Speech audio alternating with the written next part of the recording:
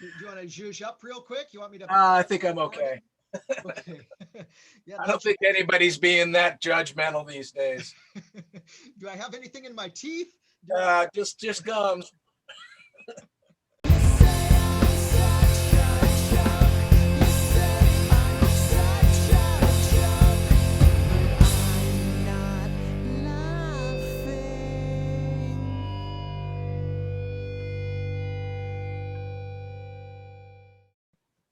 Hmm. Um, I'd like to first start by saying I thought that was so great that you were the one that reached out to me. Well, I felt like I owed you because we were talking about doing it again, and a little time had gone by. Plus, it's like some good stuff has happened since I talked to you last that I couldn't talk about then that I can talk a little bit about now. So, you know. Great. Yeah. So I was going to start by just to everyone who's listening, mention that we did a recording earlier at the kind of the beginning of COVID. Yeah. Was it that long ago? I don't even know. It was, I'm guessing it was April or May. Sounds right. It's been a little while. But are we recording right now? Let me just confirm that. Yes, okay. I'm recording. So you had mentioned that there was some trouble with the sound because my dogs were barking. Yeah. We were having a little trouble with your picture because you were a little bleached out. Yeah, I still kind of am, but it's a gray day out, so it's a little bit better. It's helping us, yeah. I know that this is about interviewing you and hearing all your great stories and stuff. I just thought I would start talking about me interviewing people a little bit because when COVID happened, I thought, wow, this is actually a really great opportunity for me to talk with, people in England or whatever. And I spent, for the first few months of COVID, I sent out tons of letters to people and, I was interviewing anybody I could get. And it was this big scramble, doing a lot of research and, thinking about, hey, what do I want to talk about? And then scheduling and doing this stuff. And you are one of the guys that kindly offered to do that with me. And I got to this point where I was just kind of exhausted. Yeah, I can imagine. Doing these interviews. And I was exhausted getting rejections, and I was exhausted, people not even responding when I reached out. And so I haven't really done this much since we spoke last. Oh, okay. And I was just like, I need to focus on my own drawing and writing, and so this was kind of a pleasant surprise to me. Hey, maybe what I'm doing has some value because someone that I aspire to succeed like them, who I'm admiring, is reaching out to me and saying, hey, could we do this? And well, I felt like I had to keep my word, like that I owed it to you since I asked you to kind of, let's redo the last time, since it was like we had a lot of technical difficulties and I was just getting used to this and how this all works. Yeah, I don't even know if I had this microphone when we spoke last. That's a good question. Yeah. And so I wound up for this talk thinking I'm not going to worry about all the research and stuff. We already talked, and you kind of even mentioned, I get asked a lot of the same questions over and over. And I wonder how much of my interview was involved with that. And I thought, well, why don't we just make this more like just kind of a conversation? I find that those are far more entertaining, and the more natural it is, the more I think people would like to listen, because, it's just like they're in on our conversation and we're all in a public sphere together, just having a chat, as opposed to, formalities and you can pick my brain. I don't mind that at all. So. And we did cover some fun stuff. I don't know how many interviews you've been doing and how much of our talk you remember. But yeah, well, a lot of the stuff I end up talking about is like the TV show and, what's going on with all that. So very rarely does anybody actually start talking about like technique or skill or whatever, because those kind of things, those are fun to talk about too, especially if you're an aspiring artist. Because I feel like I'm always learning still. And so I've always got something new or something different that I'm learning that I get excited about. And, because if you're going to be, the journey in this is not to be you know, rich or have something on TV, you know, and I only have something on TV. You know, it's really about, the only reason I think I have a career is that I constantly, I'm like a shark. I just keep swimming and I keep, you know, feeding. I never feel like I've reached the top. I don't think there's a top to reach. And you're a musician, and I often use guitar as my metaphor, is that, you know, you can always level up. You know, you're never going to be too good of a guitar player. You know, you're never going to be, you're never going to be so great at what you do that you can just go, okay, now I'm done. You know, if you want to be good, you know, like if you want to be, so it's like, I look at my work in this last year, even since we talked last and COVID, and where things have changed for me in my mind and my direction. And, you know, and 2021 is shaping up to be a pretty good year because I had all this isolation and dedication to what I was doing. And now it's like my inking has gotten better. I'm writing my own stories now, and some of my writing is going to get published this year, and some new projects are on the horizon. And again, I can't tell you because they're not announced, but at the time I had Hellblazer Rise and Fall, which is now completed, and Space Bastards has come out and is doing quite well, getting a lot of hype and great reviews. So and that's a good example of something we can discuss too, because the experience of doing that book and then leaving it a couple of years ago, finished in 2019, but then just seeing it coming out now and the reaction to it has been interesting to me, because I look back at the work, and even though I was in these circumstances that were difficult for me at the time when I was finishing that book, you know, people are just now seeing it, and that's a weird feeling, like, oh, I have all these memories of what was going on in my life when I was wrapping that 200+ page project up, and now people are just seeing it and they're like, wow, you're working on this thing. I'm like, no, I'm done with that thing. But it's great because there's no pressure on me to get back in there and, oh my god, the deadline's coming up on me, kind of like Oliver, which got abandoned, and I want to go back and finish, and I'm trying to figure out how to make that work. So these are all things we can discuss if you're curious. Yeah, no, two things immediately came to mind, and one was just my anecdote on what you said is I signed a contract with Fantagraphics a year ago this month. Congratulations. For a book. Thank you, and I'm still waiting for news of, like, you know, so and finally about a month ago, Gary Groth emailed me, finally responded to my emails and said, he CC'd an editor and said, I've ignored Chris for way too long. I'd like to assign you as editor. And so it's like, yeah, you got an editor. The right direction after yeah, a year. Absolutely. Congratulations. That's a big deal. Yeah, thank you. So one thing that you brought up just now is that idea of reaching that point. And this is actually something, when I was firing up the computer, I said to myself, I want to ask Darick about this, because I don't think it was something we discussed. And that is, you were, I consider you one of those child prodigy type comics guys, because, you know, you were a kid, really. Yeah, no, I'm still amazed that that's how this all started, because mentally, I don't feel differently. I mean, it's just one long day in my brain. But yeah, I was 16 when this all got going, and I cannot believe that with all my aspirations, I'm looking at the background and all the stuff that inspired me, especially that Spider-Man piece, like that rear shot of him, like that to me is like so a piece of what I was aspiring to and inspired me when I was younger, and that great Kirby cap.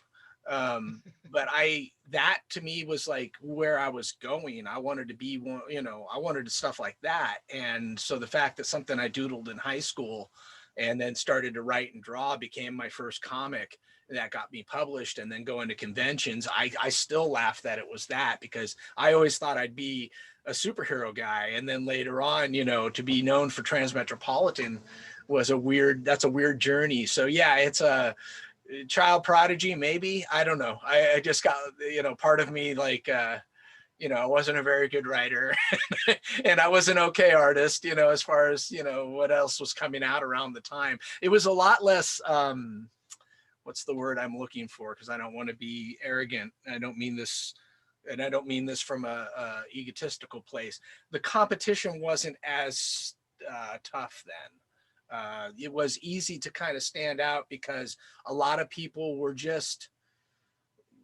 doing it, you know, and comics was such a small pond. It was easy to become a big fish in the mid 80s.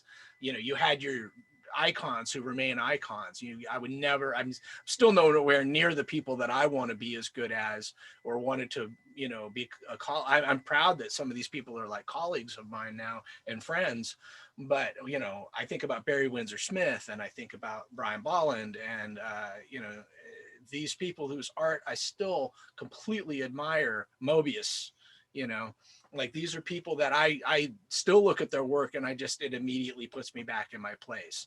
So, but at the same time, you know, I've worked on titles that they've worked on. I wrote and I drew Conan, you know, things like, you know, I love Frank Miller, and I've drawn Wolverine, you know, so it's like there's these parallels that I can look at and go, well, I have accomplished something, but inside where, you know, I'm still that 16-year-old kid that like, I'm not good enough.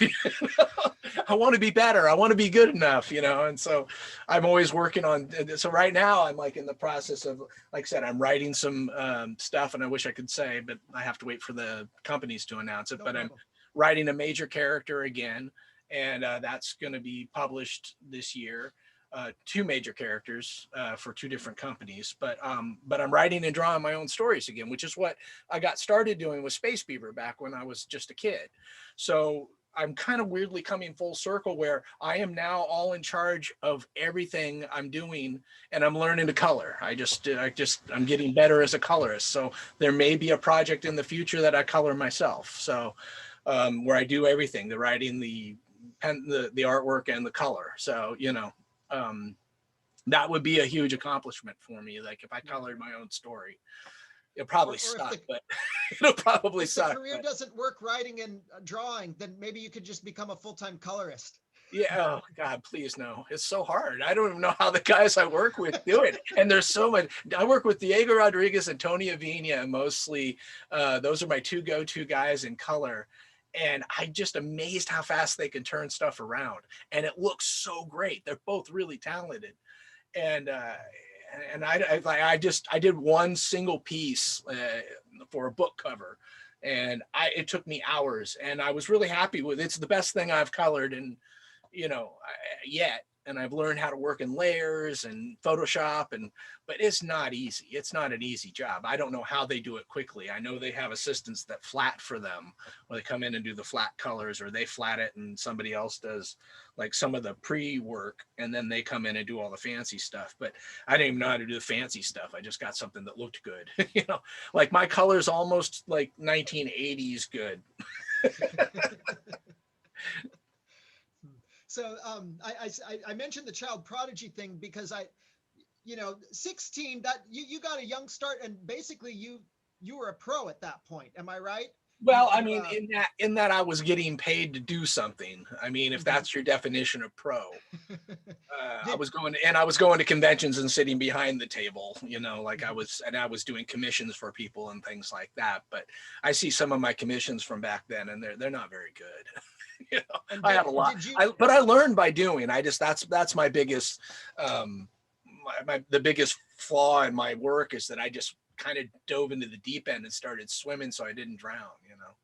And along those lines, were you like studying comics that you loved? I know that last time we talked about how you didn't have any kind of formal art education. No, right? And that was part of the challenge. And yes, I studied the people that I loved and their work, and I still do. I've been on this last year while I was finishing up Hellblazer. I kind of rediscovered the work of Dave Stevens, and my friend Rich Clark bought me new pens for my as a birthday gift, and I discovered this new pen that really allows so much freedom in the inking that it just brought my work up a level. So you'll see in Hellblazer Rise and Fall #3, like the inking takes, I see it, but I don't know if anybody else sees it, but the inking takes a jump because I have this new tool that I'm learning, and I was using different pens, and this one's much better.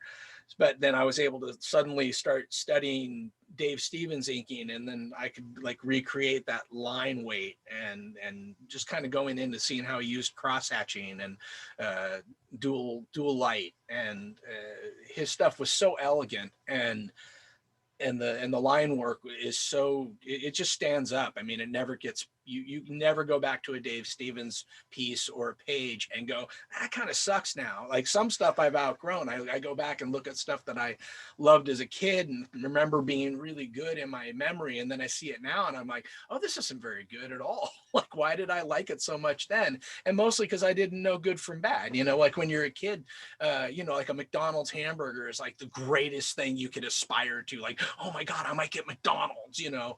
And then when you're an adult, you go, that pub burger that I got at that mom and pop place is way better than this, you know. But you don't know any better because when you're a kid, you're, you know, kind of programmed to like McDonald's. I don't know how else to say it, you know.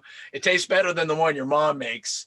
Not to borrow too much from Eddie Murphy's excellent bit, but Kurt Vonnegut, I don't remember what book, but it was about the art world. And a character said to a famous artist, well, how do you know if a piece of art is good or not? And the artist said, simple, you just look at 1,000 pieces of work and then you know. Yeah, that's really accurate, actually. Yeah. That's a great way of putting it. You know, even the stuff that I didn't like, but what's weird too is that the stuff I didn't like as a kid, I have a new appreciation for. So it kind of went the opposite for me. Like when, and it was one of the best talks I had with Jim Lee when we were at Morrison Con and we were up on a stage, but we both like kind of bonded in the moment because we both had to learn to appreciate Kirby. Like as a kid, I didn't really like Kirby's art. Like it bothered me. There was things about it that really bothered me. I didn't like the way he drew hands. I didn't like the way his characters were weirdly proportioned. I couldn't see the brilliance in it. Same with Dicto and Steve Dicto. And like, I couldn't see the brilliance in it until I got older. And as I got older and more understanding that he was creating an entire universe that was just completely his vision. And then it was so dynamic and the storytelling is just so tight and concise. Then that, as I got older and I started to understand the mechanics and the pressures of comics, and you know, that's when I started to realize like this guy was drawing like a demon, and everything he did just became classic. I mean, those images are perennial now. They're evergreen. And I can only aspire to draw one image of Captain America that is like evergreen, that people go, they think of Captain America and they think of my drawing. That would be awesome. But I can't think of anything that I've done, and, you know, Spider Jerusalem pieces aside, but I created Spider visually. So, you know, I'm happy I see those things, you know, getting ripped off and put on bootleg posters, but you know, it's not the same. It's something about the way he could, you know, you look at a Kirby piece or a Carmine Infantino piece or a Steve Ditko, and you know immediately that's what you're looking at. There's no, who is that? Whose art is that? You know? Yeah, I actually tell my story of hating Kirby all the time. Oh, you did too. Oh yeah, I couldn't stand him. I would get furious if I accidentally bought a Kirby issue when I was a kid. Yeah. And, unlike you, I studied art in college. Oh. And I, you know, and that was back at a time when that was the end of your popularity if you admitted that you liked comics. You know? I remember those days. Yeah, and nowadays it's different. You know, comics are a little cooler, and people actually study them in some classes and stuff in college. Yeah, but back then, that's probably the such weirdest evolution I've had. Excuse me on camera here. I'll put a little light on. Yeah. You know, actually, I think it's a little better with the light off. You're getting a reach out with it on. I was testing. So what I was gonna say is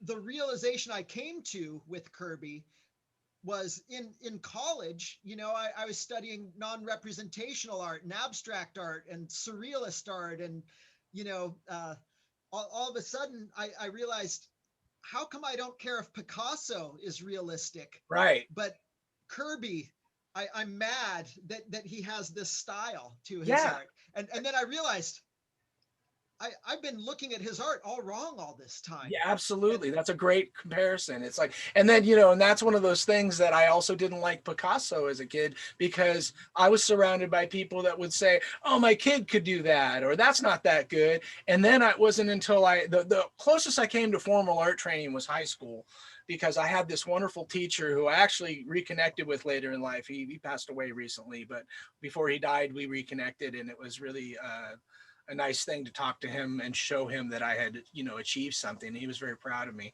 His name was Stan Grossi, but he was a really talented gallery artist who was taking work at the high school. You know, for whatever reason, we got lucky, because a lot of times when he left before I graduated, a lot of people that they would just send in to replace him were like literally like the phys ed teacher would come in and just sort of make sure we were all busy. It wasn't like he had anything to really contribute. But this person, Stan Grossi, he was a legitimate and working artist, and he was passionate about art and life, and he was just a character.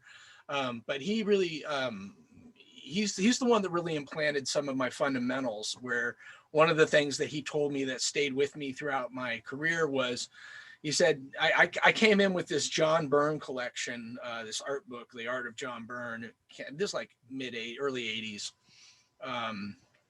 And I was super excited to show this to him, because in a way I thought I was going to really show him, like, you know, you don't know what you're talking about. Like, check this guy out. And he was, and it amazed me, because he started looking at it and he was very critical of John Byrne. And he was like, and I was immediately like, what? You know, you're wrong. You know, how dare you speak of the master, John Byrne? But then he goes, no, look, this head's out of proportion. And he was right. And I could see it when he pointed it out to me. And that was like enlightening to me. And then he said, whatever you do, Darick, you know, be an artist first. Don't be a half-baked cartoonist. And that would haunt me for my entire career. Like, late at night, I'm trying to get something done on time and I'm not enjoying it. And I'm like, I can just hack this out. No one's going to know the difference. And then I would hear him in my head, like Obi-Wan Kenobi, you know, don't be a half-baked cartoonist, be an artist first. And I was like, all right. So I erase and start over, or whatever I knew I needed to do and didn't want to do. And it's a burden, you know, like it's a burden trying to push yourself to be a better at what you do, when you know that if you just wanted to kind of half-ass it, you probably could. And for a little while I did, and I didn't like it. I don't like that work when I look back at it. And then I started to realize as I got older and older, you know, that's the path. You have to, only you're going to know if you're doing your best. And so when it came to Picasso, he was really great about showing me what Picasso could do at 12, which I had never seen. If you look at what Pablo Picasso could do when he was 12 years old, talking about child prodigies, he could already paint like Rembrandt. And he was self-taught as well. He was just a kid. I think his dad painted as well. But it was because he mastered it so quickly at such a young age that by the time he got to be in his 20s, he was bored. And that's where Cubism was born. It's like, there must be something more than just painting like Rembrandt over and over and over again. And then, man, he created an entirely different style of art, simply because different styles. But he's simply because he's famous for saying, and I'm going to paraphrase, but something along the lines of, I was the best artist. I was my best artist when I was 4, when I was free, you know, like, and then I'm trying to get back to that. So, and it's true. You think about children and the way they create, they don't get hung up on whether it looks good. They're just having fun and making color, and, you know, and that's magical. I mean, to me, it's like, I see that. So a lot of my journey in that regard has been also trying to get back in touch with what made me want to be a comic book artist in the first place. Like, why I love drawing comics even now. Because when I start to fall out of love with it, it's not fun anymore. Yeah, and this is a subject that I remember I got really excited talking with you about last time, and I mentioned the artist Edvard Munch, who drew the famous The Scream, you know. Yeah, and he had a long career, and he, either because he could make money, you know, repainting his famous paintings or whatever. Yeah. He would have multiple versions of the same painting, and they might be 10 or 20 years difference. And so you could see Interesting. his early piece. It was you could feel he didn't quite have the skills yet. You know, Yeah. his hand wasn't quite as smooth. His color sensibility wasn't as smart. And then as he redid them later, you could see he could just control that brush so much Yeah. better. But on the other hand, he would also um, start to kind of simplify and kind of pare down and abstract, because it Yeah. for him became about how do you get to this place of relearning, or you know, trying something new and fresh, and not, you know, just drawing the same face the same way all over and over again. You know, once you learn how to draw lips, the danger is you just use that shortcut to make lips, right? Right. And so how do you keep it fresh and make them interesting lips each time or whatever? And Absolutely. Yeah. so that was really interesting to me. And what you mentioned about Picasso also, this guy, yeah, he was a child prodigy who just drew these brilliant, you know, photorealistic looking masterpieces as a kid. And it's like, then he went to this, and it really forces you to think, why would someone who can do this move to that? And then you start Yeah. realizing there are reasons for this, and we've got to find it. And you know, he was exploring something, and he was Yeah, excited about exactly. something. Same with like Andy Warhol, who is only known for his pop art later in the 70s. But you look at his early illustrations, he was a very talented illustrator. He really knew how to draw. And also like a lot of the people that are known for their abstract art and then are dismissed because they think they just arrived doing this. You have to look at the journey. And Jackson Pollock, for example, and you know, and Ellsworth Kelly, like these people, they have this artistic journey where they, once you get the you know, and there are people that just think that a painting has to be a certain way, and that applies to comics too. There's people that are very myopic about what a comic book is. Like you say comic book, you know, and some people want to justify it by going graphic novel, but not everything is a graphic novel. You know, if it has a beginning, middle, and end, then it's a graphic novel. But if it's an ongoing thing, you know, that tends to be just a comic book, but it can still be brilliant, you know. And but you, unlike, you know, as we're saying with classical art, but also like film as an example, you could say you could say movie, but not everybody takes that term and reduces it all the way down to say Plan 9 from Outer Space, which is considered the worst movie ever made, you know. And then you've got uh, The Godfather, which is considered one of the best movies ever made. Those two films are nothing alike at all. However, they both qualify as movies or something you'd see at the cinema, you know, and or you could stream. You know, it's like it's still a movie. But that's the way comics are. And but yet people are very myopic where they assume the worst comic, the lowest common denominator of a comic is representational of comics across the board. They've never read Killing Joke, but if you say something about Batman, they immediately think of like the old TV series. I'm much older now, but when I was back in the 80s, that's exactly where people's head would go. They, you know, but it's the same thing with like, you know, a movie. Like if you say movie to somebody and then they're saying, okay, I'm going to make, because you see this when people are coming into the genre trying to, they want to do something with it. They want to work within, or they want to take from that and work that into their advertisement or their TV show that is not about comic books, but they think, oh, comic books. So it has to be like this. So immediately it's somebody in a cape like that. It has to be some form of like a Superman archetype. So somebody in a cape flying, sometimes with a mask, usually with a chest symbol.